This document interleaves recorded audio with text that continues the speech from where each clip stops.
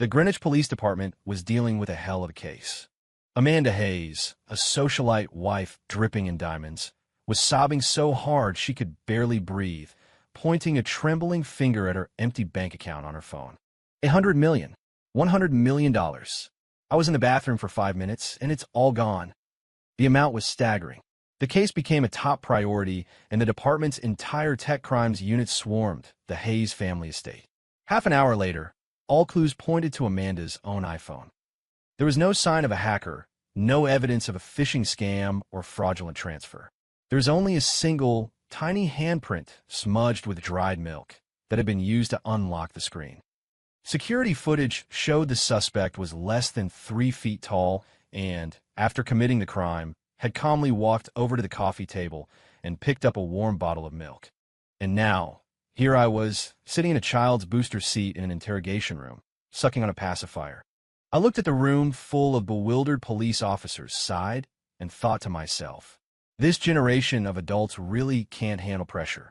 So I used $100 million to buy the dip. Is that really a reason to make such a big scene? 1. In the mirror, a little kid in yellow ducky print boxers was rubbing his eyes in despair. That kid was me. In my previous life, I was Cole Warren, the infamous Wall Street Reaper. A freak accident. And now I'm reborn as Cody Hayes, the 5-year-old sole heir to a massive fortune. Once my old memories finished merging with my new brain, I was forced to accept this absurd new reality. A sweet, slightly clueless voice drifted in from the living room. It belonged to my mother in this life, Amanda. Mr. Sterling, are you absolutely sure this Evergreen Radiance Fund has a guaranteed 20% annual return? I peeked my head around the doorframe. A man with slick back hair and a cheap suit was jabbing a finger at an iPad, practically spitting with excitement. Mrs. Hayes, just look at this perfect upward trajectory. This is a can't-lose, blue-chip investment. I glanced at the chart and almost laughed out loud. The performance graph he'd photoshopped was flatter than my great-grandmother's EKG. It was a classic pump-and-dump scheme, and my sweet, clueless mother was actually pulling out her iPhone, ready to use Face ID to authorize the payment. $100 million. She was about to throw her entire personal fortune into that black hole. I couldn't let that happen. But right now, all I could manage were baby noises. I couldn't even form a complete sentence. In a moment of desperation, I grabbed a sippy cup of milk from the table and toddled towards them. Oopsie. I faked a stumble, sending the entire cup of milk splashing directly onto Mr. Sterling's crotch. The milky white stain was shocking against his navy blue trousers. My pants! He shrieked, jumping up from the sofa. Amanda was startled, rushing over to scoop me up. Cody, sweetie, are you okay? Did you hurt yourself? The transaction was interrupted. Mr. Sterling scurried off to the bathroom to deal with the mess. Amanda was so busy cooing over me and checking for bumps and bruises that she completely forgot about her investment. I breathed a silent sigh of relief. Plan succeeded. Mr. Sterling left in a huff, though he still tried to schedule a follow-up meeting on his way out. After confirming I was unharmed, Amanda, still fussing over me, tossed her phone onto the coffee table and went to take a shower. This was my chance. I looked around. The nanny was busy in the kitchen. With all my 5-year-old might, I dragged a small stool over to the coffee table and clambered up. I picked up the iPhone and aimed it at my own chubby, cherubic face. Beep. Face ID unlocked. My wonderfully naive mother had actually registered my face as a key. I opened her E-Trade app. Her portfolio was laid out before me. All my memories and experience from my past life came flooding back. My fingers were short and pudgy, but they flew across the screen with breathtaking speed. I transferred the entire $100 million into my father's brokerage account. Then, I found them. The handful of meme stocks and energy futures I'd already identified, all poised to explode based on upcoming market news. Buy, and buy again. The $100 million fund was seamlessly diversified across my targets. The operation was complete. I looked at the account balance, now a perfect zero, and let out a satisfied, milky burp. Mission accomplished. Now to fly under the radar. Just as I placed the phone back where I found it, a blood-curdling scream echoed from the bathroom. My money. Where's my $100 million? The bathroom door flew open and Amanda burst out, wrapped in a towel, her face a ghostly white. Water dripped onto the expensive rug as she snatched her phone, her hands shaking too badly to hold it steady. The glaring $0.00 inch on the screen made her vision go black. She nearly collapsed. I pretended to be startled by her scream, focusing intently on an episode of Peppa Pig on the TV, clutching my bottle for dear life. "Cody, sweetie, did you see anyone touch Mommy's phone?" Amanda's voice was choked with tears. I blinked my big, innocent eyes and shook my head. "Wah, my money." Amanda crumpled onto the floor and finally broke down, sobbing uncontrollably. The next second, she dialed 911. "Yes? Police? I'd like to report a robbery. I've been robbed. $100 million. $100 million. The operator on the other end was clearly stunned. 15 minutes later, sirens wailed in the distance, growing closer until our entire villa was surrounded. The Greenwich Police Department was treating this like a major crime. Our living room was suddenly wrapped in yellow caution tape. Uniformed officers walked back and forth, the atmosphere thick with tension. I was treated as a victim's family member, held by a gentle female officer who kept patting my back. "Don't you worry, little guy. The officers will catch the bad man." I nodded obediently, my mind already calculating the opening bell for the stock market. The Tech Crimes Unit, armed with all sorts of gadgets, began their investigation. The lead detective, a man named Miller, paced the room with a deep frown. "Mrs. Hayes, are you certain you didn't receive any suspicious calls or text messages?" "No, I was just in the shower, and when I came out, the money was gone." Amanda wept. "No signs of remote access, no malware on the device," a tech officer reported. "We checked with the bank. The funds were transferred out normally through a brokerage account. Nothing flagged," another added. Detective Miller's expression grew graver. This was a professional job. The funds were split and routed through dozens of offshore accounts in minutes. "It's going to be extremely difficult to trace." "Wait a minute." His voice trailed off. He pulled on a pair of latex gloves, carefully picked up Amanda's iPhone, and held it up to the light, examining it from different angles. On the screen, besides Amanda's fingerprints, there was another, much smaller print. It was milky. Detective Miller's gaze slowly shifted from the phone to me, then down to my small hands, one of which was currently picking at my toes. "Pull up the security footage," he ordered in a low voice. The mansion's internal camera feed was quickly displayed on the large living room TV. On the screen, a tiny figure in diapers was shown expertly climbing a stool, unlocking a phone with his face, and then executing a dizzying series of taps and swipes on the screen. His finger speed was so fast, it created a motion blur, like a professional esports player. The room fell completely silent. Every single cop stared, their jaws hanging open wide enough to fit a baseball. Time seemed to freeze. Amanda slowly turned her head, looking at me as if I were an alien. Cody." I could feel every eye in the room fixed on me like a spotlight. I calmly took one last slurp of my milk bottle and handed the empty container to Detective Miller. "Mister, can you warm this up for me? Low sugar next time, please." Detective Miller's hand froze mid-air, his face a kaleidoscope of confusion, disbelief, and existential dread. He looked like a man questioning his own sanity. 3. I was formally invited to the Greenwich Police Department. No handcuffs, of course, and instead of a cold steel chair, they brought in a child's high chair just for me. Across the table, Detective Miller and 2 other officers formed a makeshift interrogation panel, their faces a mixture of stern professionalism and utter bewilderment. "Cody, son," Detective Miller cleared his throat, trying to sound as gentle as possible. "Can you please tell us where you transferred the $100 million? I clutched my little bottle, wanting to tell him I'd used the money to short a tech stock on the NASDAQ that was about to go bust, while also buying up a few energy futures. But when I opened my mouth, all that came out was baby talk. Money. Go bye-bye. I tried my best to form the words, but my 5-year-old vocal cords were uncooperative. The 3 officers stared at each other, their confusion deepening. Just then, the door to the interrogation room burst open. My uncle, Howard Hayes, stormed in with a lawyer in a pinstripe suit. As soon as he entered, he started shouting, "What a disgrace! My brother is out of the country for a few days, and this is what happens Howard had a sharp, greedy face, and the look he gave me was filled with disgust. He marched right up to Amanda and started yelling, jabbing a finger in her face. "Amanda, I told you this would happen if you were in charge of the finances. And now look, $100 million gone, wasted by this. This dumb kid." He turned on me, spittle flying from his lips. "Look at the brilliant son you've raised. Is he mentally deficient? Did he spend $100 million on video game power-ups? Or donate it to some streamer?" Amanda was already overwhelmed, and his tirade brought fresh tears to her eyes. Still, she instinctively pulled me behind her.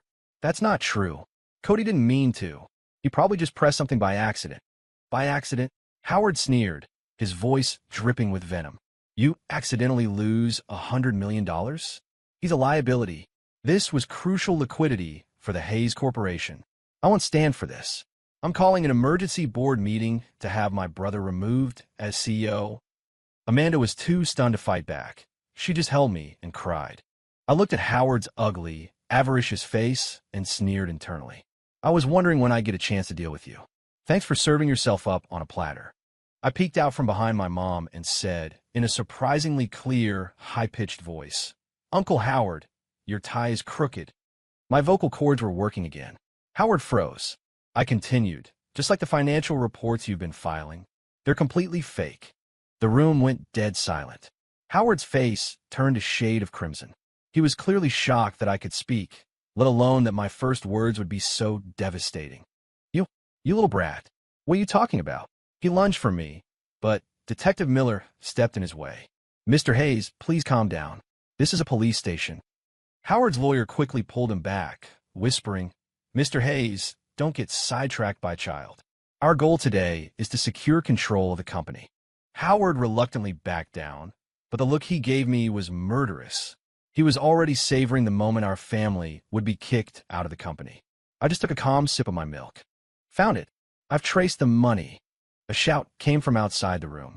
The tech officer from before burst in, waving a stack of freshly printed transaction records. "Detective, all the funds were moved into these brokerage accounts. The full trading history is right here." Howard lunged forward and snatched the papers out of his hand. Without even reading them, he held them up and roared with laughter. "Ah, what did I tell you? Look at this. I bet it's all gone. Wasted on some ridiculous futures and stocks. Well, there you have it. A total loss." He slammed the papers down on the table, a look of pure glee on his face as he stared at Amanda. "Well, Amanda, what do you have to say for yourself now? $100 million, flushed down the toilet by your son. How are you going to explain this to my brother?" The color drained from Amanda's face. She covered her face with her hands, her body trembling. She looked like she was already calculating which pieces of jewelry she'd have to sell to cover the loss. The only sound in the room was Howard's triumphant laughter. Detective Miller picked up the transaction report, at first just giving it a routine glance. But a second later, his hands started to tremble uncontrollably. His eyes bulged. He rubbed them, thinking he must be seeing things. He looked again. The numbers hadn't shrunk. In fact, they seemed to be climbing. Mr. Hayes, Detective Miller swallowed hard, his voice cracking. "I wouldn't be so quick to jump to conclusions." Howard was still cackling. "What? Is there a couple million left? I guess we should thank my brilliant nephew for his generosity." Detective Miller took a deep breath and slapped the report down on the table. The loud smack silenced Howard's laughter instantly. As of this moment, Detective Miller's voice hitched with disbelief. "This $100 million has become $300 million. What?" The smile on Howard's face froze, like a clown in a pause video. The air was sucked out of the room. Everyone stared, first at Detective Miller, then at the papers on the table, their faces masks of utter shock. I let out a lazy stretch and hopped down from my high chair, walking over to the table. Only a 3x return. The retail investors on the NASDAQ are getting soft. My childish voice was unnervingly clear in the silent room. I pointed a chubby finger at a few lines on the report. Buy the dip, sell the rip, predict the market turn, and max out the leverage. Basic supply and demand, people. Don't act so surprised. Every adult in the room, including the seasoned police officers, stared at me in stunned silence. They were looking at a toddler who barely reached their knees, who still had a slight lisp, explaining sophisticated financial strategies they couldn't even begin to comprehend. In that moment, it was as if they weren't seeing a 5-year-old child. They were seeing a living, breathing, milk-drinking god of money. Wah! Amanda was the first to snap out of it. The emotional whiplash from hell to heaven was too much for her. She swept me up in her arms and covered my face in kisses. My baby, my sweet, brilliant baby. Your mommy's little lucky star. Howard's face cycled through shades of green and white before settling on a dead gray. He looked as if he'd been slapped a dozen times. He pointed a trembling finger at me, his lips moving but no words coming out. And no, impossible. It has to be a coincidence. I wiggled out of my mom's embrace, walked right up to him, and looked up. Uncle Howard, do you still think I'm mentally deficient? 5. The station door was thrown open again. A tall, imposing man with an ice-cold aura strode in, looking like he'd just stepped off a long flight. It was Grant Hayes, my father in this life. He'd just landed from a business trip overseas when he got a frantic call from his assistant, saying his wife had called the police because his son had made off with $100 million. He thought I'd been kidnapped and held for ransom, and had broken every speed limit to get here. He burst in, expecting a crime scene, only to find the son he thought was kidnapped surrounded by a circle of adoring police officers. Little Maestro, can you take a look at my 401k? Is it a lost cause? Master Cody, what's a safe bet for my retirement fund? And his wife, Amanda, was standing proudly to the side, handing out my autograph photos, which were in fact crayon drawings of Peppa Pig.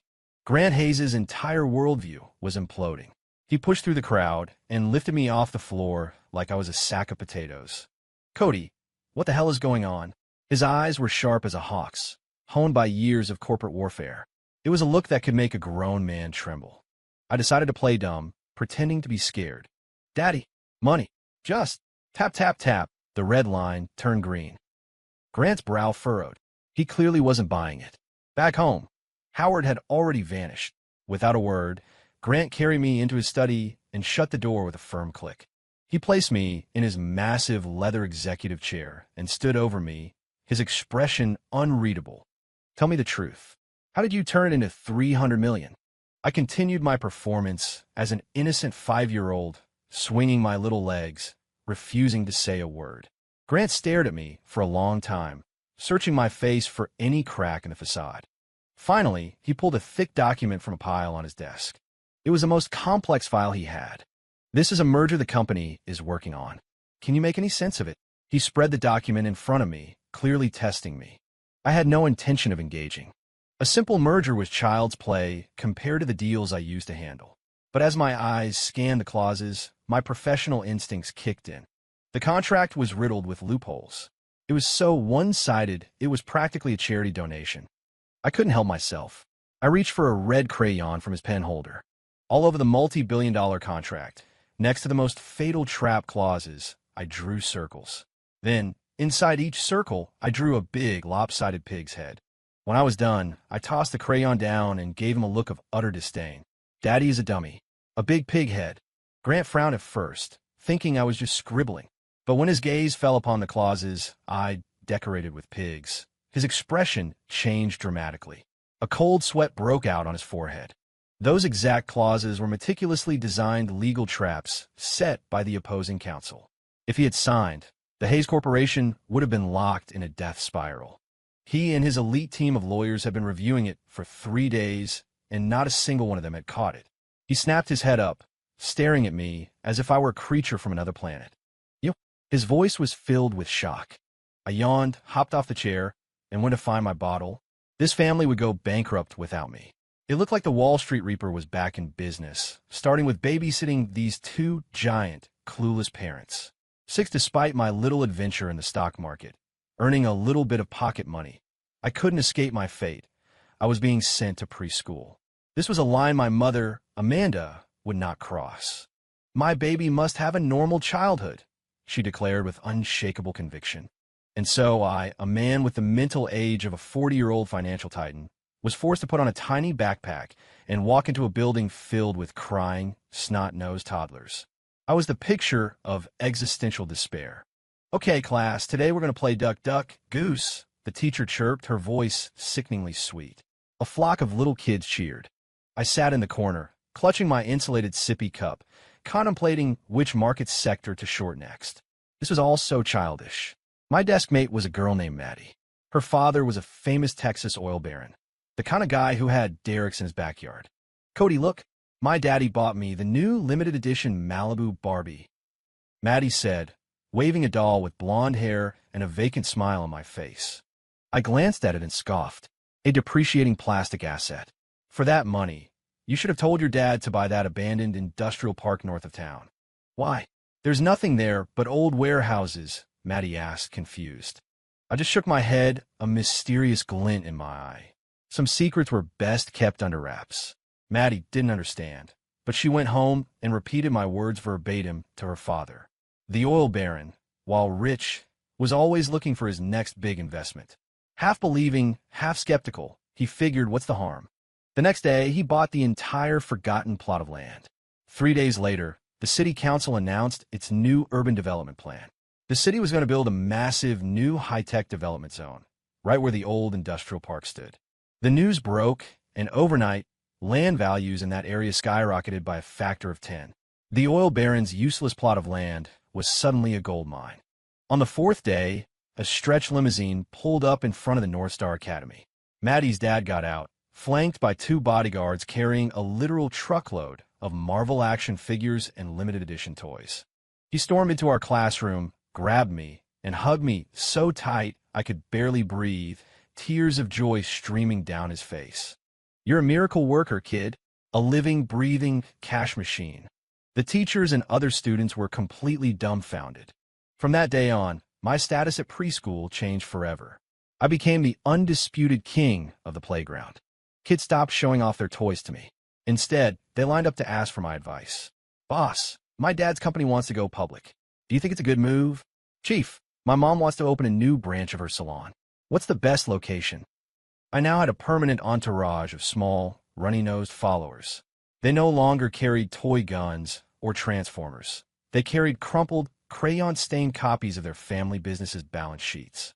The entire vibe of our classroom shifted. Other classes were learning that 1 + 1 = 2.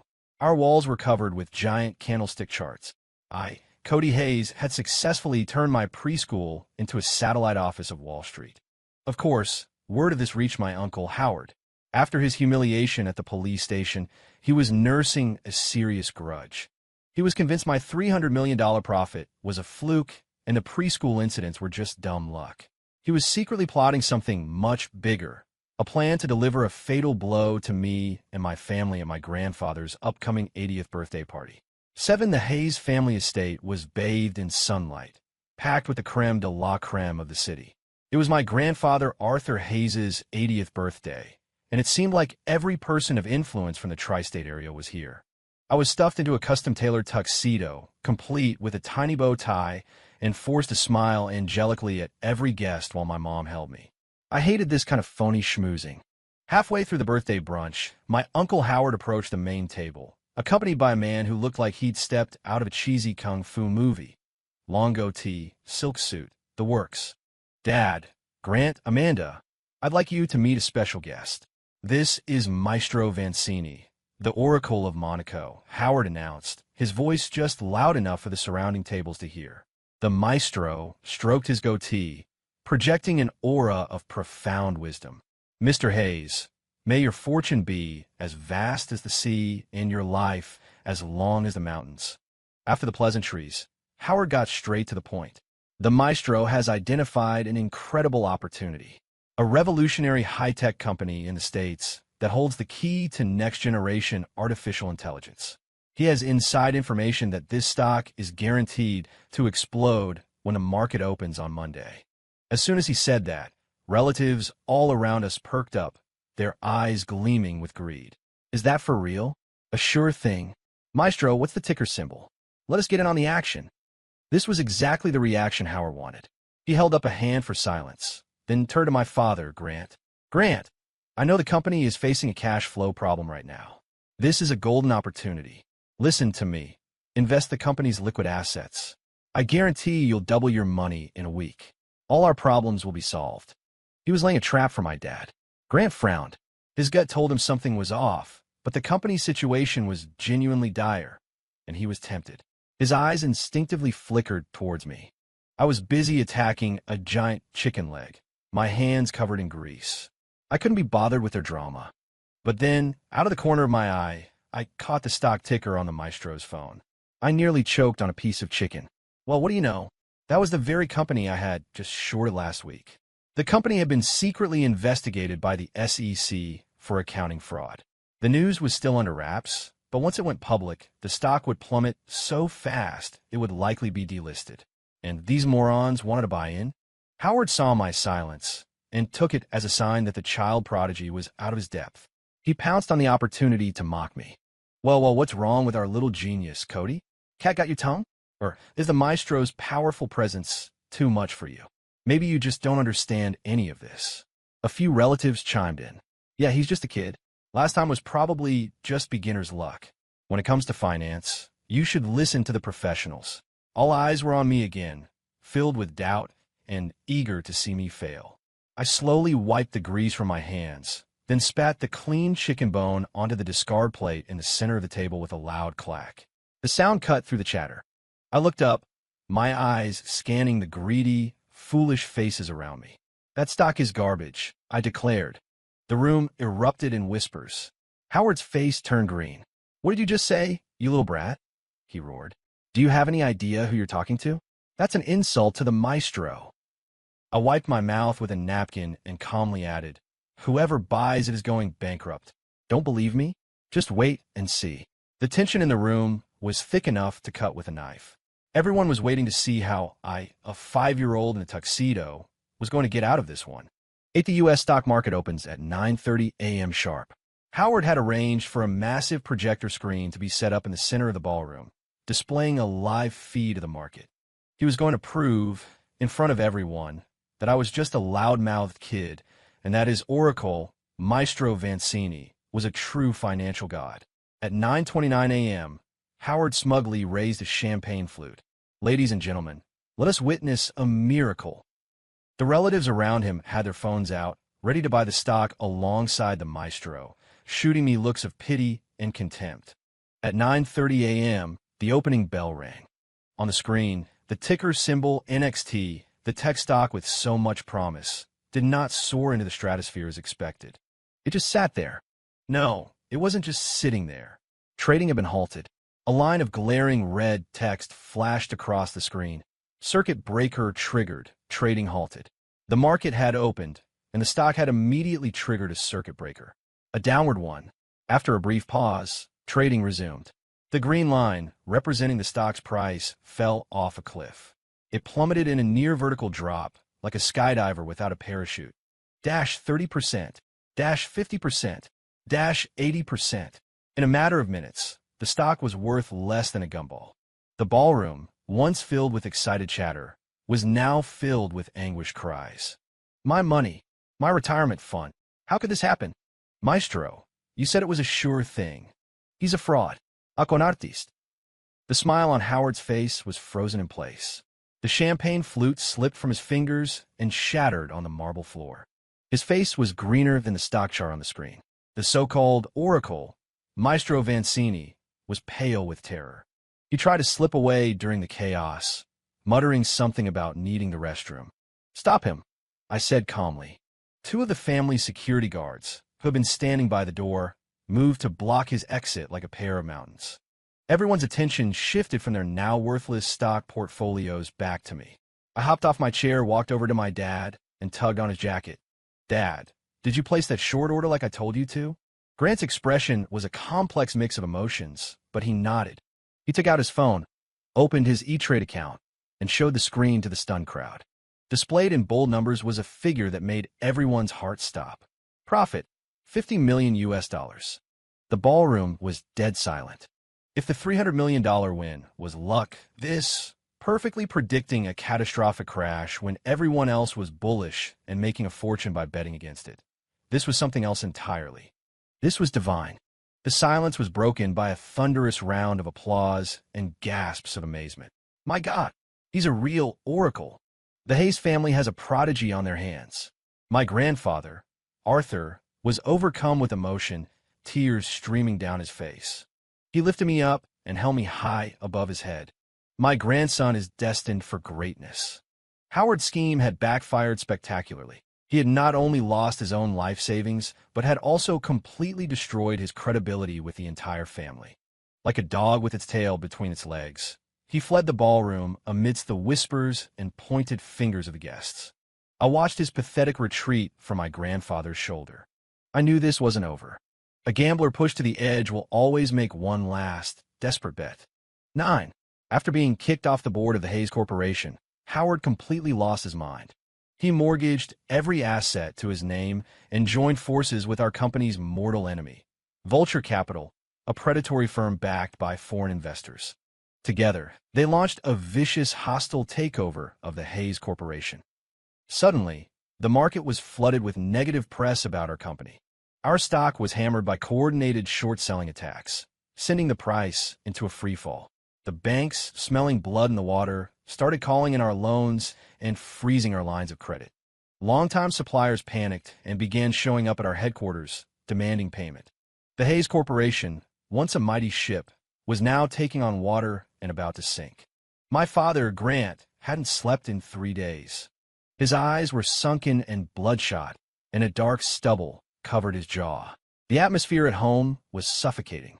Amanda had stopped watching her mindless reality TV shows and now just sat on the sofa, silently wiping away tears.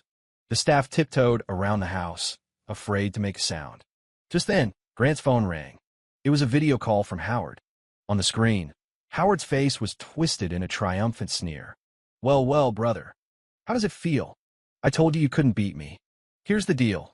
Sell me your controlling shares for $1, and I'll be merciful. I'll leave you enough to retire on, so you, Amanda, and my genius nephew won't end up on the street. His laughter was grating and cruel. Grant's body trembled, not with fear, but with pure rage. He ended the call and leaned back in his chair, exhausted, closing his eyes. After a long moment, he picked up a document from his desk. It was a bankruptcy protection filing he'd had prepared. He was done fighting. He would rather lose everything than see me and Amanda burdened with unimaginable debt. He picked up a pen to sign. Don't sign it. The study door opened. I walked in holding a pink piggy bank.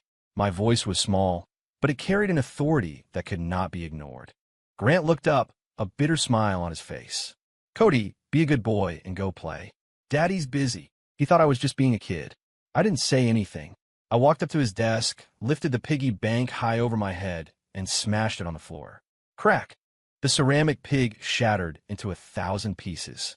Rolling out from the wreckage was not a collection of coins, but a single, sleek, metallic black card.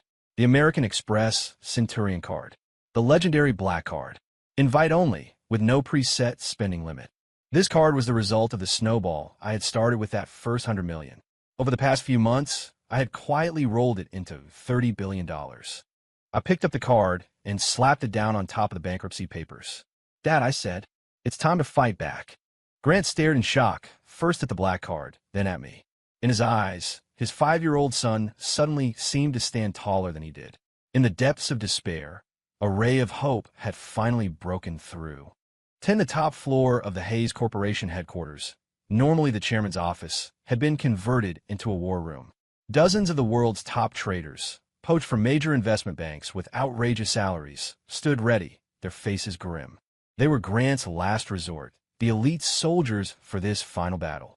But when Grant walked in, holding me, and placed me in the central command chair, the room erupted. Mr. Hayes, what is the meaning of this? Asked a man who appeared to be the team leader. You want the boy to lead the trading? Sir, with all due respect, this is not the time for jokes. The fate of the entire company is on the line. This is insane, utterly insane. The room descended into chaos. I didn't waste time arguing. I picked up the child-sized headset they prepared for me, put it on, and tapped my sippy cup against the desk. Quiet. My voice, amplified by the microphone, echoed through the room. It wasn't loud, but it carried an undeniable weight of command. The room fell silent. I expertly pulled up the main data feed on the giant screen, a waterfall of red and green numbers refreshing in real time. Alpha Team on my command. Start placing continuous block trades of 50,000 shares. Drive the price up 3%. Lure them in. Bravo team, get the funds ready. The second they start dumping shares, I want you to sweep all their asks. Don't worry about the cost. Charlie team, I want a full breakdown of Vulture Capital's primary holding fund. I want to see every position they have. You have 5 minutes. A stream of professional, precise, and ruthless commands flowed from the mouth of a 5-year-old. The financial gurus who had been protesting moments before were now frozen in shock. They exchanged bewildered glances, but a look at Grant's unwavering expression told them this was real. They scrambled to execute my orders. The clicking of keyboards from Alpha Team filled the room as our stock began to creep upward. In the Vulture Capital war room, their lead trader smirked at the screen. A desperate last stand. Where are they even getting this money? Hit them. Hit them with 10 times the volume and crush them for good. A massive sell order flooded the market, aimed like a dagger at our stock price. There it is, I said, a glint in my eye. Bravo team now. Buy it all. The traders on Bravo team became a blur of motion. A tidal wave of capital surged into the market, swallowing every single share Vulture Capital had dumped. The Vulture Capital commander stared, stunned. What's happening? Where did they get that much capital? He felt a sudden chill. That trading style, fast, precise, ruthless, leaving no room for a counterattack. I've seen it before. Of course. It's the same pattern as the Wall Street Reaper from all those years ago. Howard, standing beside him, was pale. What Reaper? That's impossible. The one in charge over there is my brother's 5-year-old idiot son. The commander ignored him, sweat beading on his forehead. He had a terrible feeling that they weren't hunting a helpless sheep today. They had just woken up a sleeping dragon. Back in our war room, I watched the numbers dance on the screen and allowed myself a small smile. I wasn't just playing defense. I had already allocated a portion of my funds to a separate, secret battlefield. There, I had quietly begun a reverse takeover of Vulture Capital itself. Today, the roles of hunter and prey were about to be reversed. 11, the closing bell rang through the trading floor like a final judgment. The Hayes Corporation stock chart was frozen at an all-time high. A single, massive green candle shot towards the sky like a victory banner, declaring the war was over. On another screen, Vulture Capital stock price was now just a meaningless string of zeros. They were wiped out, liquidated. Howard had leveraged all his personal assets and even embezzled company funds for this one massive gamble. Now, he had nothing left but a mountain of debt that would follow him for the rest of his life. In the Hayes Corporation war room, a moment of stunned silence was followed by a deafening roar of celebration. The financial elites tossed me into the air, their eyes filled with a kind of religious fervor. We won. We actually won. The kid is a legend. I, however, was so exhausted I could barely keep my eyes open. A 5-year-old body wasn't built for this level of intense mental exertion. All I wanted was a warm bottle of milk and a very, very long nap. Grant held me in a tight embrace. The famously stoic man's eyes were glistening with tears. A few days later, a broken figure appeared in the lobby of the Hayes Corporation building. It was Howard. He looked haggard and disheveled, like a homeless man who'd been living on the streets for weeks. He tried to force his way in to beg for mercy, but was stopped by security. I stood by the floor-to-ceiling window of the penthouse office, sipping on warm milk, and watched the tiny figure below with cold indifference. Give him a bowl, I told the butler beside me. It's the last act of charity he'll ever get from this family. Better to be a beggar than a convict. That evening, Grant called me into his study again. He poured me a glass of milk and himself a glass of red wine.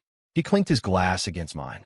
He studied me, his eyes filled with a complex emotion I couldn't quite decipher.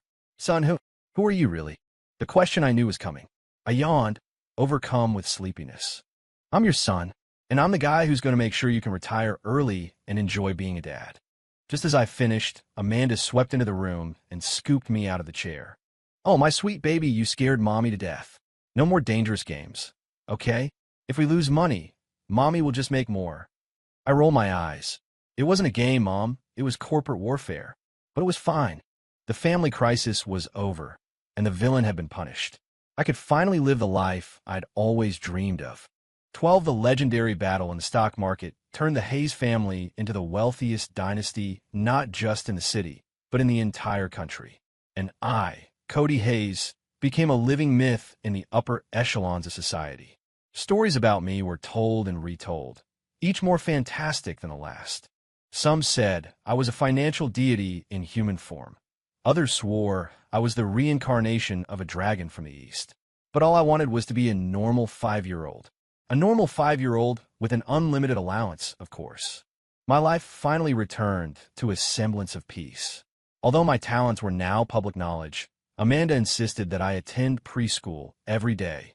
We can't let money corrupt his pure, innocent childhood, was her reasoning. So, I continued to show up at the North Star Academy with my little backpack. The preschool, however, would never be the same. During recess, a crowd of toddlers would surround me, each holding a little notebook. Boss, should I put my allowance money into Tesla or Pfizer this week? Chief, my dad wants to invest in green energy. Is that a bubble? I had become the personal wealth manager for the entire student body. My dad, Grant, actually took an early retirement. He handed the company over to a team of professional managers and became a full-time, stay-at-home dad. He spent his days trying out new recipes for kids' meals and respectfully presenting me with new investment proposals for my approval. My mom, Amanda, finally gave up on her get-rich-quick schemes. Her new passion was collecting merchandise of me, a bobblehead doll called the Stock Market Savant, which was apparently selling for an astronomical price on eBay. I lay on my custom-made solid gold crib, gazing at the impossibly long string of zeros in my bank account, and sighed. The life of the rich is so simple, so mundane. Suddenly, a report on the International Business News Channel caught my eye. Sources say a mysterious new financial power has swept through the European markets, executing a series of flawless short sells against several legacy financial institutions and netting over 100 billion euros. Market analysts say the trading style is identical to that of the mysterious figure from years ago, known only as the Wall Street Reaper. I looked at the screen and couldn't help but smile. Mission accomplished, fame and glory hidden. Just then, Amanda's voice called from downstairs. Cody, it's time for your milk. Coming. I did a perfect backflip out of my gold crib, tossed aside the financial report I was reading, and ran as fast as my little legs could carry me towards the sound of my bottle being prepared. After all, the market can wait. Milk comes first.